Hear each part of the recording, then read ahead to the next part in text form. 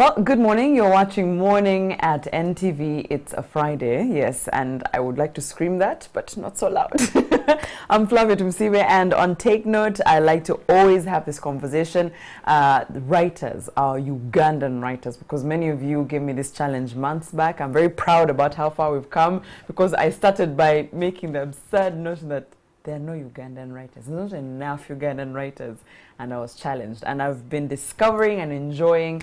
And the last time we had a writer here, Oscar Ranzo, he did promise, say, no, I'll introduce you to young writers. If you think the young ones are not writing, yes, I will introduce you to them. And I have one today, Saraya. Actually says just Saraya. Yeah. You know, I mean, people in arts, I want to just go by one name also. Saraya, good morning. Good morning. Welcome to Morning at NTV. Thank you. You are a writer. You're published? Yeah. 3 books. 3 books. The Air and, is it Hair? The Hair and the Ogre. The Hare and the Ogre, the Hare and the Hyena, yeah. and also the Hare and the Lion. Yeah. Now these, if it doesn't sound familiar, yes, it's children's books. Wakaima, you know, those are stories we used to get told. And you're wondering how a young girl like this one is interested in writing for children. Why not for adults, you know, but we'll get into that. So your story, I always ask those writers that I host where the interest picks from. Yeah. You and I have had a conversation, and your first story that you shared was when you're in primary school and there's this library and you want to read, but it's not very accessible. Yeah. I think when we're in school libraries, we didn't want to enter the libraries, most of us. I'm being honest. You're lucky you had one. Yes, actually, that should be a privilege. If you have a school that has a library, you're lucky. You're lucky. Yeah. But so tell me, in primary school, you're interested in reading. Why are you interested in reading at the time? Well, like I said, school was, I was in boarding school. And it was a little bit tough. Okay. It was a little bit tough, and sometimes you needed to cope with the environment. So there was this library that was it was white and red, and it was very beautiful, but no one was allowed there. Like, it was so special to enter the library unless a teacher took you there or something. So unsigned for your book. Like, you wouldn't even step there. However, when parents were around, they would show them the library, and the visitors, they would show them the library. But no child was allowed there. So it sort of became like this sacred place. So I said, if I could go in the library, I would tell everybody that I was in the library, and it was cool. Yeah, pretty much it was cool. Yeah. So that's the curiosity for checking out what's in the library. Yes. Yeah. What's so special that they don't want me to get to? Yeah. So I had to befriend the librarian, pretty much say hi, hello, good morning, when she's passing, try to help. So she could be like, oh, this child is very nice. So then one day I asked, and she said, okay, you can come in for, it must have been 1 or 2 hours, and that was like entering a candy shop. Oh, wow. I remember there were shelves and shelves of books. I was about to say, in primary school, do you even know where to start? Yeah, and if something has been kept from you for so long, so your friends are pretty much somewhere doing whatever they're doing, and you're in the library. So I got in, and the first thing that I saw were these Asian folk tales. They were well illustrated.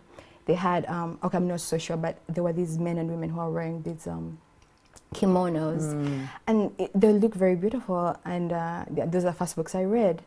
And after that, I read the European folk tales, the elves and the shoemakers. So pretty much that was the exposure that I had in the library, and I realized that there were no Ugandan. I mean, it's quite sad that in primary school you were dying to enter a library. You enter a library and you're only exposed to Asian European folktales. Yeah, that's quite sad. Yeah. But so then, were you curious at the point in saying, why am I not reading about things that are familiar to me? Well, at that point, you're not looking at familiar. Yeah. But I noticed that there was a book by Mary Okurut. Yeah, I do remember that name. And she was writing for children between 10, 11, 12. The stories were mature. They were about marriage, I think, or AIDS or something like that.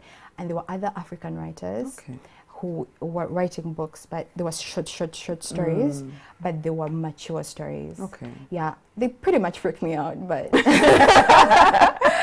They pretty much freaked me out. So I was like, where is this what the world is? Yeah, like, what And, you know, are I think at the time, actually, cartoons? I think writers have been sharing that there's a wave where there were writers were paid to write about HIV and AIDS, child sacrifice, child marriages, and that was the content. It was grim. That was the content in books at the time for school, anyway. Yeah, yeah. So wow, so you get exposed to that, but I think.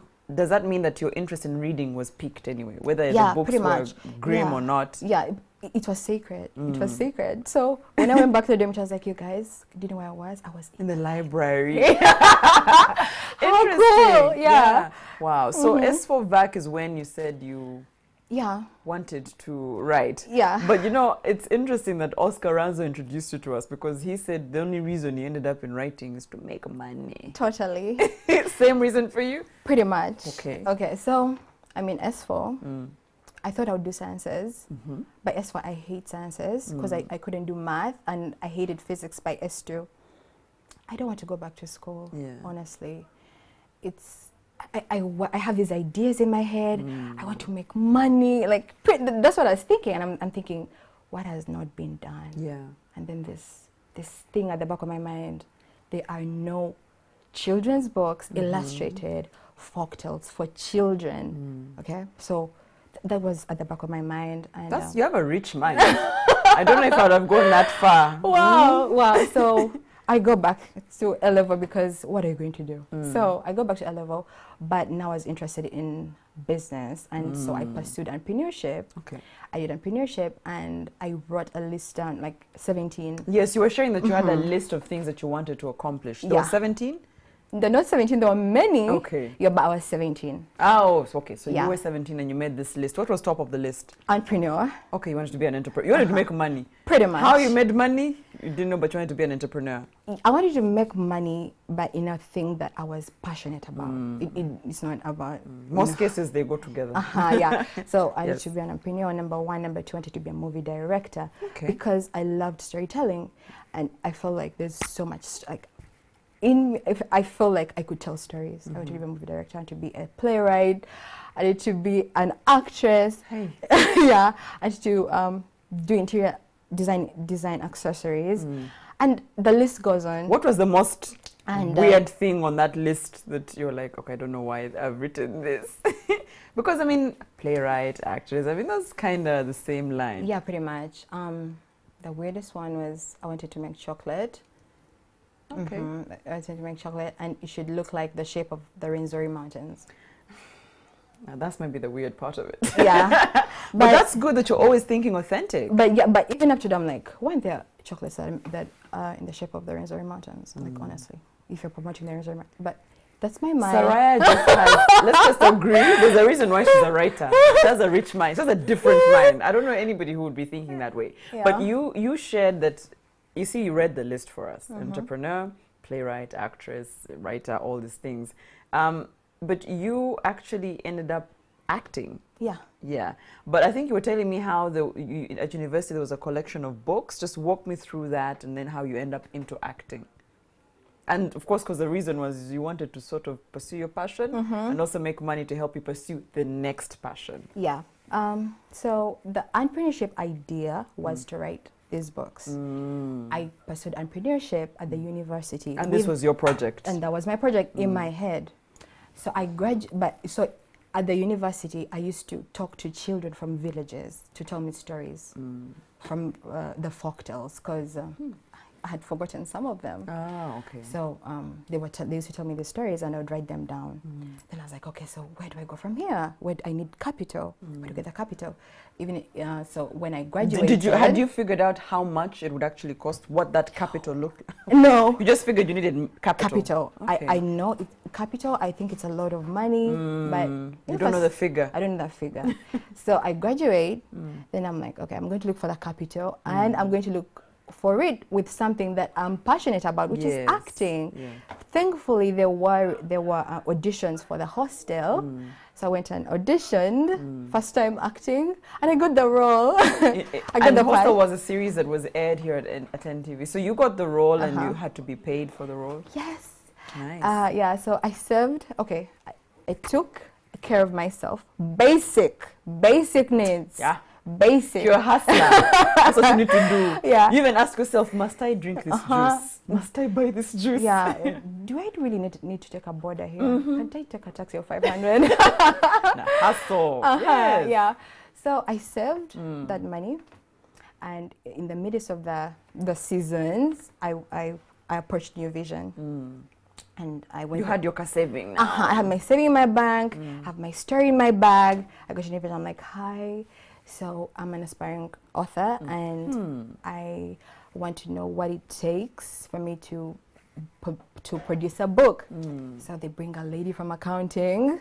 So I went to the printing house. They bring a lady from accounting. We're sitting in a conference room, and she brings out the what are they called? The price, the printing list, and the printing. Oh, like a red card. How much each thing costs? Exactly. Yes. The job card. Yes. And I'm like, okay. These prices. Okay, like I'm in a conference room, and at this point, you're like lady, early 20s. Yeah. You just finished university. So there's a lady who's presenting me a job card. What am I doing here? So she shows me it was a lot of money. I was like, I'll never get that money in my head. I'll never get that kind of money. So I'm like, okay, so what is that? Okay, at least could I be introduced to an artist? Because I knew they had cartoons. So they said, yeah, let's bring a guy. So they brought a guy in. He was called Philip Nsamba. So I showed him my story, which is written down on a paper, printed, properly typed. So I showed him like, illustrate this, illustrate this, illustrate this, illustrate this. He's like, okay, good. So he says, this is my money. I was like, what? Like, those are my savings. So I gave him half of it. Okay. I didn't hear from the guy for 3 months. So during that period, my parents are saying, what are you doing? You're graduated? You're walking around. You're walking around acting? Who acts after graduation? Look for a job. You look for a job. Your friends are like, this so-and-so at this job, so-and-so is driving. Like, pretty much there's this pressure. And at that point, I felt like I wanted to drown. Like I was drowning in so much pressure. So 3 months, I don't hear from Philip. Then he sends me the pictures on my email. And that was satisfying. And we're going to have to show this, by the way. I don't know if they can help me zoom in, but I'm wondering a couple of things. One that I learned there, I mean, somebody's probably watching and they're young and they're saying, I want to pursue this, but my family wants me to first finish this degree. And, I'm also studying it just to get it out of the way. And then there's that gap, because there's a gap between what you think you want to do and when you eventually do it. Yeah. It doesn't happen. Yeah, just like that. I mean, some are lucky, but it really never happens just like that. Yeah, the Facebook guys, it happens. You know what I mean? So it takes time for your yeah. dreams. And now if you have children who are pursuing a passion, like her, she's saying I was under pressure. The parents asking questions. I'm also wanting my passion to work out. But what I wanted to ask you with this, did you have some sort of agreement with Philip Nsamba about what the money you had given him and when it was supposed to come out? Did you have a written agreement? Honey, he was, it felt like he was doing me a favor, even if I so like, I'm giving you half my money, it's already half your fee. Do you know what the problem with that? Because if you don't hear from someone for 3 months, they could have walked away with your money. Exactly, but the fact that I went to a company, it kind of comforted me. You look at this one. So this is her first work, what eventually came out of her little savings, and I'm not sure if you're able to see it, but it's Wakaima Newaguludene. Yeah. And it's you wouldn't tell the feel of this book, but you see this. Let me just show you what ended up being the actual book, so you can tell the difference. I don't know if I'm able to show the difference. So that's the book. This is what eventually was published. Different feel, different texture, different size. So this was, she walks around with this. You need to keep this forever. Forever. This is what your dreams look like in your early 20s. This was your idea from head to paper. To paper. So he eventually gives you this, you pick it. I print it out. He sent it on email. Yes. I printed it out. With the money that I had, I could only produce this in colored, the cover. Just the cover is in colored, by the way. When you flip through, black and white. And then it's black, it's black and white. How many ended on the cover? Yeah. So I said, okay, so you know what, since it's African, I want some African symbols here. I wanted, I wanted colored just like those books that I saw, the folk tales in the library. When you were growing up. Yeah, pretty much like, this is the vision right here.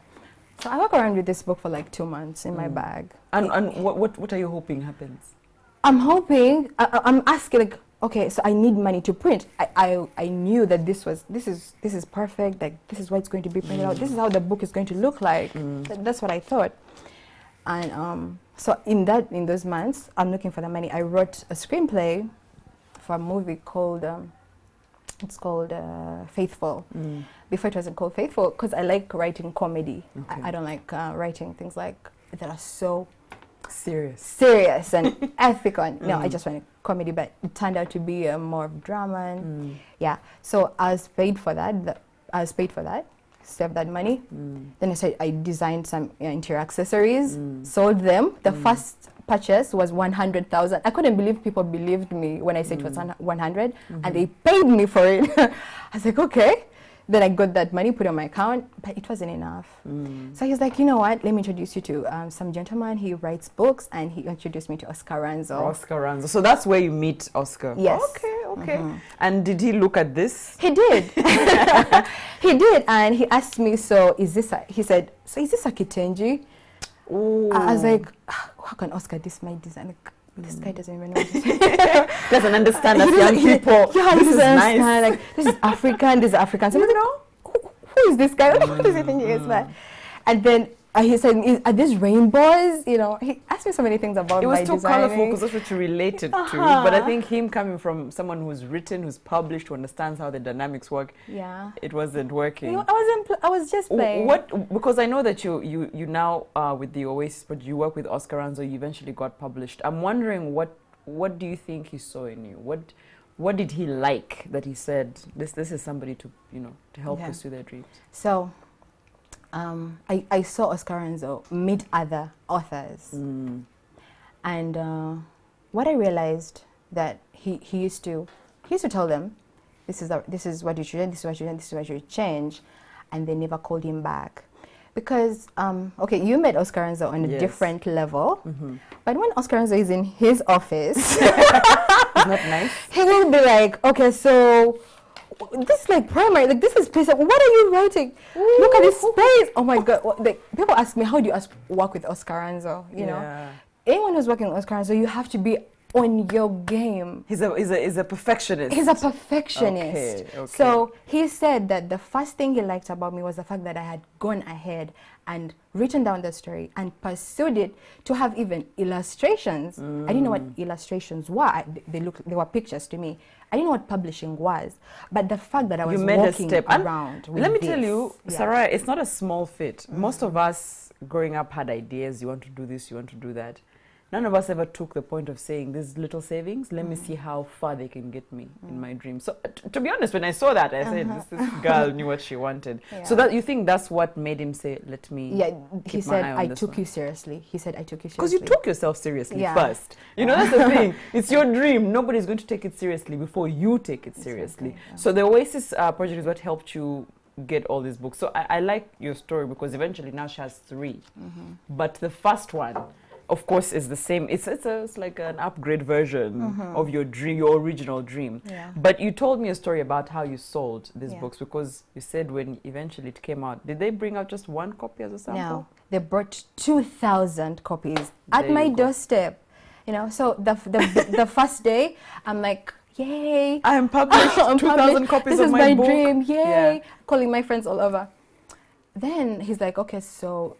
You know you invested this money. Like, okay, I invested half. When I say invest, I mean that I begged from family. And I like that. So to get published, she begged for money. And did the family and friends understand your dream? Oh my God. They were like, what are you doing? Writing. Like, what are you doing? Why don't you become serious with your life? I'm like, please, I need this. And half money. So I paid half. So I had a debt. So he said, how are you going to move the 2,000? Because at first it's exciting, but now it becomes an elephant in the room. You have to sell the books. That's the reality. You have to sell the books. There are many. They're in your house. You're staring at them and they have to feed you. They have to pay your loans. They have to, you know. So I'm like, okay, let's think of a book launch. We're going to be at Serena. You see, I'm been on TV. Guest so of honor, what? So by then, I used to wear sunglasses because I'd be like, Pananga, people will see me. I'm a star, I like this. I'm on TV. Okay. Saraya, you lived your life. Yeah, so this guy's like, what does it mean to have fame but have no fortune? Oh, you're a celebrity with no money. What you do with money, you know? So I was like, so my plan, my plan is I'm going to have a book launch. I'm going to bring all my friends. At a we're going to have a celebrity. we're going to have a speech. And it's like, so who's going to find the room that you're going to be in? We'll get a small room. Maybe, honey, He humbled you. Yeah, he humbled me. He humbled you. Yeah, I was way up there in the clouds, but he told me, no, this is the reality of things. Being a writer, you have to be hardworking. You have to even have a business. And I said, where is your entrepreneurship? Yes. And the entrepreneurship is not the glamorous things that you think about in class. It's figuring out how to move this book every single day. Okay. So I was like, okay. The reality of things was I had to get my books, put them in my bag, okay? And, in the beginning, I used to meet this friend of mine, my best friend. She works for a company, like a corporate company, so we used to meet at 5 after work. We used to move from Centenary Park. We go to that playground, market to people who are there. Then we move to Jared, market to the parents who are there. I keep moving, like, hi, how are you? We have this. Please, I have this book. Yeah, so we're writing these folk tales, and they check them out, like, really? These are really nice. By Ugandan? But you wrote them? So, okay, at first I wouldn't say that I wrote them, because that would delay. Like, people would be like, really? They wrote them? Oh, write an autograph, things like that. So I didn't want to say that, but my friend would be like, she's only wrote them. So I pretty much had to have, like, a mini interview there, So that's what used to happen. We used to move from Centenary Park to Nakasero. But by the time you reach Nakasero, people would be like, they chase us away from there. Like, Nakasero, like traders, not really. But people here who had kids, like, along Kampala Road. So that was the first strategy. After that, I had to do it alone, you know, because she has a job. Also, it's your dream. It's my dream. It's your books. It's my books, it's my loans, it's my bills, it's everything. So I really did market. There's a lesson to learn from Saraya. She had gotten eventually published her dream, right? And here she was thinking, I'm a star now, okay? I'm going to get, big launch, probably Serena, lights out, stars, and then launch my book. Then people will buy. That dream came down to her books on the street. So guys, life is not complicated. We're not so complicated. Yeah. Some of you have your products, your ideas, and you're waiting for a big marketing agency, a sales team. You want to hire people. It's called A&R. Social media. I put on social media. You're waiting for things, but no, it's you. You go and do it yourself. Let me tell you, that actually worked, because I know we're pressed for time. It worked, and so she has been telling me this book, published the next book, published the next book. Okay, in fact, 2,000 books sold out in 100 days. There you go. Yeah. Of your movement, exactly. Back and forth.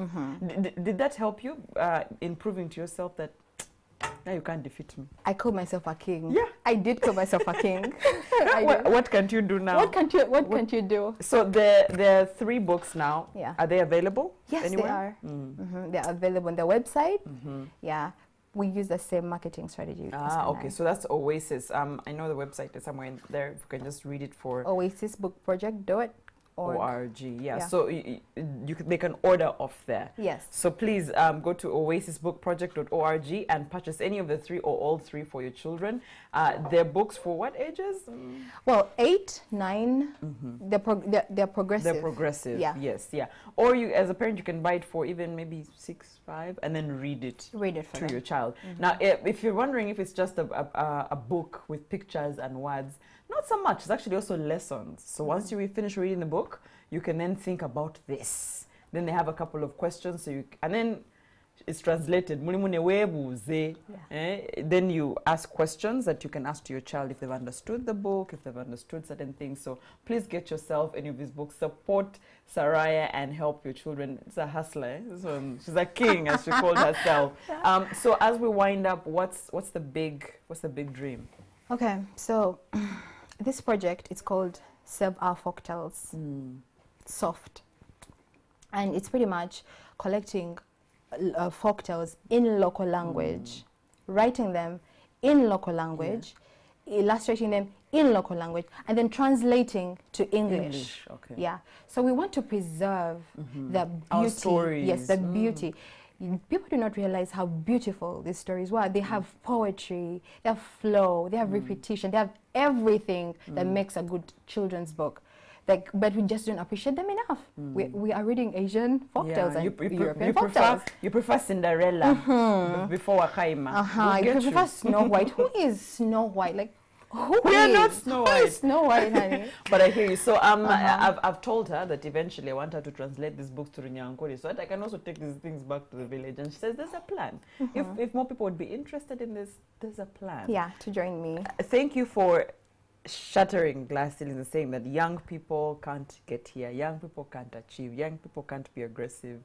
You're proof, eh? You are proof. You're proof. Thank you. That is N. Saraya, an author. Go to oasisbookproject.org. Check out her work and many other writers and do support. That's it for Morning at NTV. Have a good day.